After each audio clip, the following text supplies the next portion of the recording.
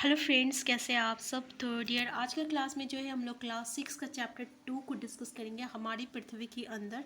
तो डियर, हम लोग यहाँ पे क्लास 6 to 8 की एनसीईआरटी जो है हमें कंप्लीट करना है, और हम लोग एनसीईआरटी के एक एक चैप्टर को बहुत ही अच्छे से डिस्कस करेंगे। जैसे कि आपको पता है, सीटेट में जो है आपको 1 लाइन स्टेटमेंट क्वेश्चन बेस्ड आता है, ठीक है। तो इसके लिए जो है हमें एनसीईआरटी की एक एक पॉइंट को यहाँ पे डिस्कस करना है। तो हम लोग स्टार्ट करते हैं डियर आज का क्लास, ठीक है। तो चलिए, देखिए, पृथ्वी जो होती है ना, एक तरह का गतिशील ग्रह है, और इसी के कारण क्या होता है, इसके अंदर और बाहर जो रहता है हमेशा परिवर्तन होता है। क्यों? क्योंकि ये तो पृथ्वी जो रहता है हमेशा गति करते रहता है ना, ये घूमते रहता है, तो जिसके कारण बाहर और अंदर पृथ्वी के दोनों भाग में जो रहता है आपका परिवर्तन होता ही रहता है। तो देखिए, हम लोग देखने वाले कि पृथ्वी का आंतरिक भाग क्या होता है, जिसको हम लोग स्थल मंडल कहते हैं। तो ये जो है ना आपका पृथ्वी, ये पता है एक प्याज की तरह है। जैसे प्याज का जो ऊपर का लेयर हम लोग देखते हैं, जो पिंक कलर का रहता है, बहुत ही पतली होती है, ठीक है ना। तो उसी तरह से पृथ्वी के ऊपर जो रहता है एक सेकेंडरी परतों से बनी हुई रहती है, यानी उसके ऊपर का जो लेयर रहता है, परत जो रहता है, बहुत ही पतली होती है, और इसी परत कुछ कहते हैं हम लोग प्रॉपर्टी कहते हैं, ठीक है। तो जैसे 100% में से सिर्फ 1% जो रहता है ना, ये आपका प्रॉपर्टी रहता है, ठीक वैसे ही जैसे प्याज में रहता है, ठीक है। तो ये आपका सबसे पतला परत रहता है। अब देखिए, क्वेश्चन यहाँ से जैसे पूछा जाता है कि महाद्वीप जो रहता है ये किससे बना हुआ रहता है। तो देखिए, ये आपका 35 किलोमीटर तक रहेगा, और किसकी बात कर रहा है, प्रॉपर्टी की बात कर रहा है कि ये आपका महाद्वीप पे सहती में 35 किलोमीटर, और समुद्री सतह पे केवल 5 किलोमीटर ही रहता है, ठीक है। समुद्री सतह पे 5 किलोमीटर ही रहता है।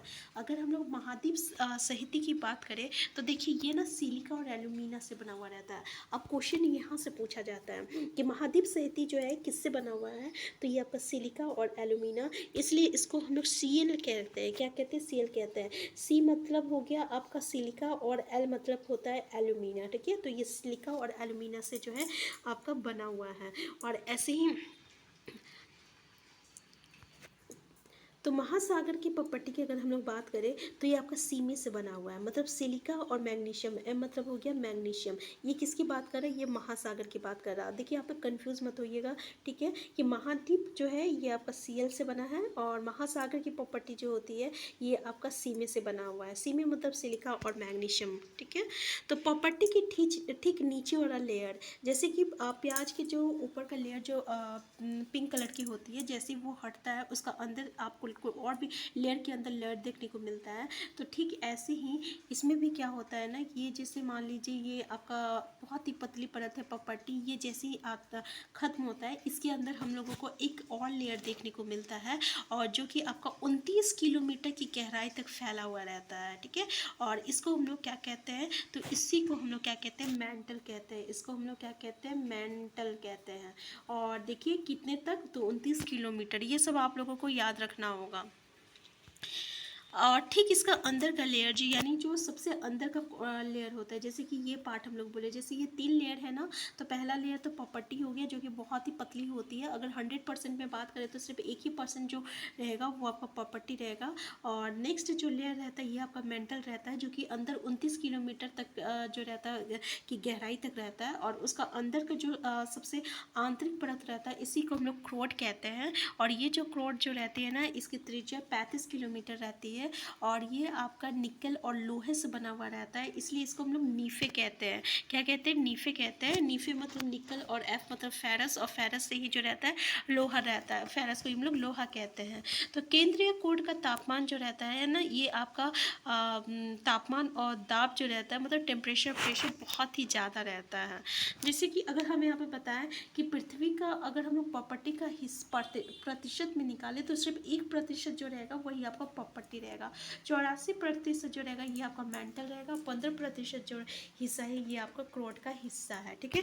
अब देखिए, यहाँ पे थोड़ा सा याद कर लीजिए कि पृथ्वी की त्रिज्या कितनी होती है, तो 6371 किलोमीटर होती है, 6371 किलोमीटर होती है। अब डायरेक्ट जो है डियर, आपको जो है क्वेश्चन जो है आपका एनसीईआरटी से पूछा जाता है, और इस चैप्टर से बहुत ही पूछा जाता है, इसलिए हम लोग यहाँ पे इसको एक एक पॉइंट को डिस्कस कर रहे हैं। तो देखिए, इग्नियस जो रहता है ना, ये एक लैटिन शब्द इग्नियस से बनता है, जिसका मतलब होता है अग्नि। अब देखिए ये भी पूछ लिया जाता है कि ये किस वर्ड से बना हुआ है। अगर ये इग्नस से बना हुआ है तो ये कौन सा शब्द से लिया गया है, तो याद रखिएगा लैटिन शब्द से बना हुआ है, इग्नस से। सेडिमेंट्री जो रहता है ये भी एक लैटिन शब्द है, सेडिमेंट से बना हुआ है, इसका अर्थ होता है स्थिर होता है। और मेटाफोरिक देखिए, अब मेटाफोरिक जो है ना ये आपका ग्रीक शब्द मेटाफोरस से बना हुआ है, इसका अर्थ होता है रूप परिवर्तन होता है, ठीक है ना। तो किससे बना हुआ है, ग्रीक शब्द से बना हुआ है। तो देखिए सेल और खनिज की बात करते हैं यहाँ पे। अगर हम लोग सेल की बात करें तो ये सेल जो रहता है ना तीन इसका प्रकार होता है। पहला तो अग्नेय होता है, इसी को हम लोग इग्नियस रॉक कहते हैं। क्या कहते हैं, इग्नियस रॉक कहते हैं। दूसरा जो रहता है अवसादी होता है, इसको हम लोग सेडिमेंट्री कहते हैं। क्या कहते हैं, सेडिमेंट्री कहते हैं, ठीक है।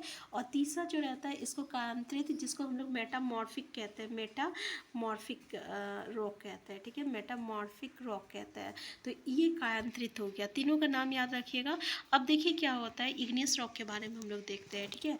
देखिए इग्नियस दो तरह का होता है, एक होता है आपका अंतर्भेदी होता है और एक होता है बहिर्भेदी होता है।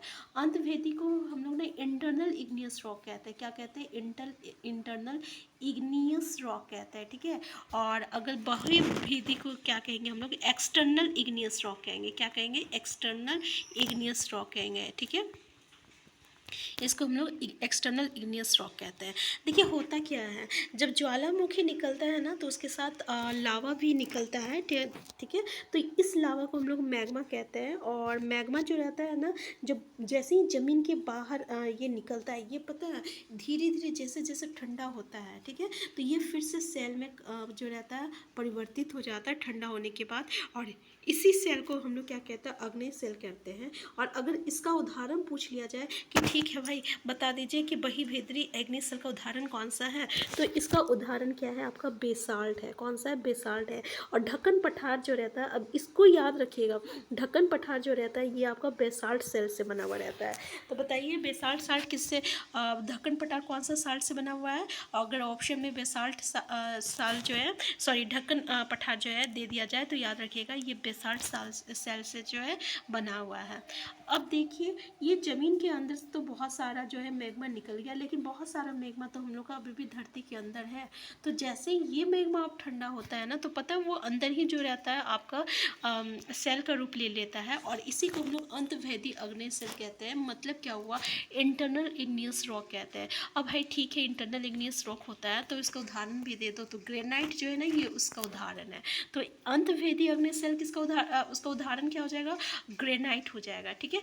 अब देखिए एक बात यहाँ पे थोड़ा सा याद रखिएगा, ये जो बेसाल्ट साल है ना ये महीन दानों वाली होती है, ठीक है। इसकी संरचना जो होती है बहुत ही महीन दानों से होती है। तो ये बात को ध्यान में रखिएगा।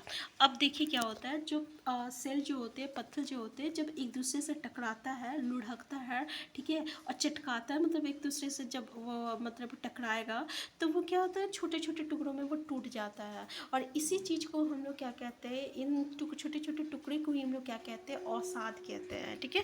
अब ये जो अवसाद रहता है ना, हवा जब आता है, पानी जब आता है तो एक जगह से दूसरे स्थान चला जाता है और फिर कहीं जाके वो जमा हो जाता है। और फिर धीरे धीरे क्या होता है ना, वो नीचे दबते रहता है, दब जाता है। फिर दबते दबते वो क्या होता है, वो एक कठोर सेल का रूप ले लेता है, यानी कठोर पत्थर का रूप ले लेता है। और इसी को हम लोग अवसादी सेल कहते हैं।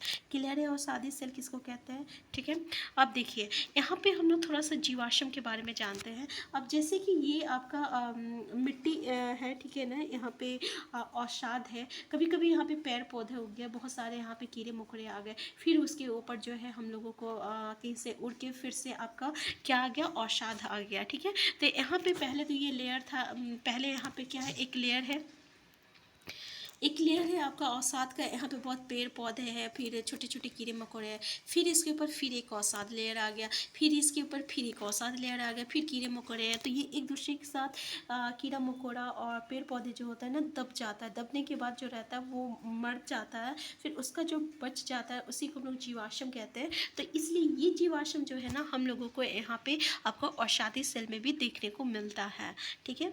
तो देखिए अग्नेय और अवसादी सेल जो रहता है ना, ये ये जब इसमें उच्च ताप और दाब, जिसको हम लोग हाई टेम्परेचर और प्रेशर कहते हैं, जब इस पे पड़ता है ना तो क्या होता है कि ये धीरे धीरे कायांतरित सेल में परिवर्तित हो जाता है।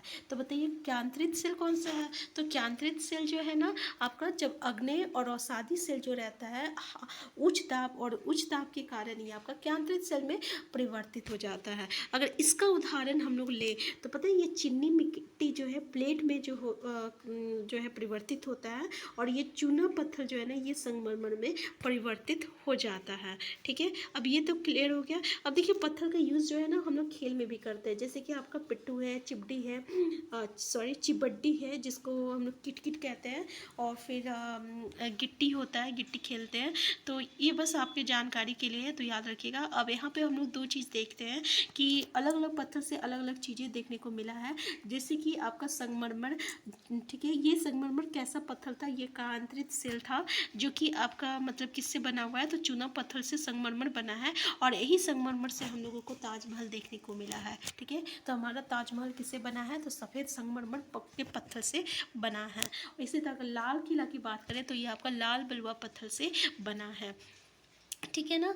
तो अब हम यहाँ पे डिस्कस करेंगे सेल चक्र के बारे में, क्योंकि हम लोगों को यहाँ तक ये पता चल गया है कि भाई ज़मीन के अंदर से जब मैग्मा जो निकलता है वो जब ठंडा होता है तो वो आपका सेल में परिवर्तित होता है, जिसको हम लोग आग्नेय सेल कहते हैं, जो इसमें इग्नियस रॉक और जिसमें अंतर्वेदी और बहिर्वेदी दोनों आ जाएगा। ठीक है, यहाँ पे ये दोनों आ जाएगा। ठीक है, तो और फिर यही जो आग्नेय सेल जो रहता है ना, ठीक है, वो जब लुढ़कता है, टकराता है, तो वो आपका अवसाद में जो रहता है परिवर्तित हो जाता है। अवसाद क्या हुआ? जो छोटे छोटे जो कण है ना उस पर परिवर्तित होता है, और फिर जब इसी में एक दूसरे के ऊपर से ऊपर ये जो रहता है जमा हो जाता है, फिर वो क्या होता है एक दूसरे के दाब में वो बहुत सालों के बाद जब वो उस पर दाब होता, यानी एक दूसरे के साथ से दबते दबते जो है वो कठोर सेल में परिवर्तित हो जाता है, उसी को हम लोग अवसादी सेल कहते हैं। अब ये अवसादी सेल और ये आग्नेय सेल जो रहता है,